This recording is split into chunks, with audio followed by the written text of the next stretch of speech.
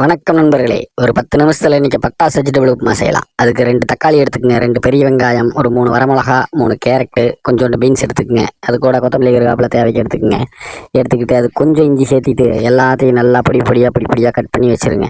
வெங்காயம், தக்காளி, beans, carrot, வரமிளகா எல்லாத்தையும் கட் பண்ணி வச்சுட்டு ஒரு வடச்சட்டியில் கொஞ்சம் எண்ணெய் ஊற்றி கடலப்பருப்பு, உளுந்தம்பருப்பு, கடுகு இது எல்லாம் போட்டு நல்லா தாளித்து வெங்காயம் இதுகளும் போட்டு வரமிளகாயும் போட்டு கருவேப்பிலையும் போட்டு கொஞ்சம் தக்காளியும் போட்டு எல்லாத்தையும் இன்றைக்கி உள்ளே போட்டு நல்லா ஒரு வணக்குங்க.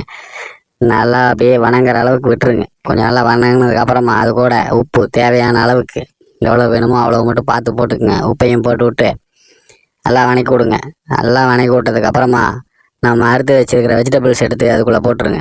அதுக்குள்ளே போட்டுட்டு அதுவும் நல்லா அந்த மசாலா பிடிக்க வரைக்கும் நல்லா வணக்கிட்டே இருங்க.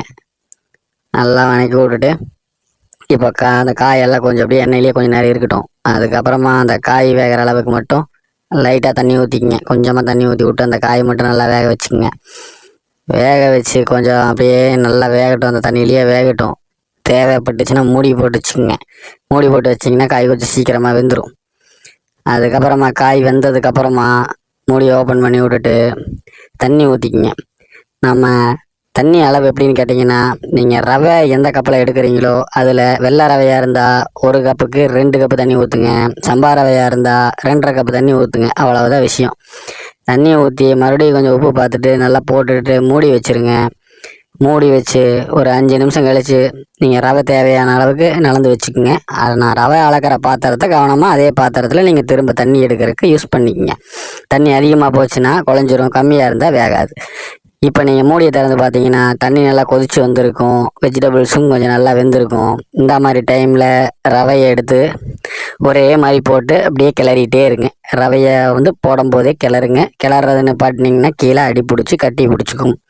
அதனால் ரவையை போடும்போது அப்படியே கிளறிக்கிட்டே இருங்க. நீங்கள் கிளற அந்த கன்சிஸ்டன்சி மாறும். அப்படியே கொஞ்சம் லைட்டாக அப்படியே கெட்டியாகிட்டே வரும். நீங்கள் இதுக்கப்புறம் மறுபடியும் மூடியெல்லாம் போட்டு மூடி வைக்கக்கூடாது.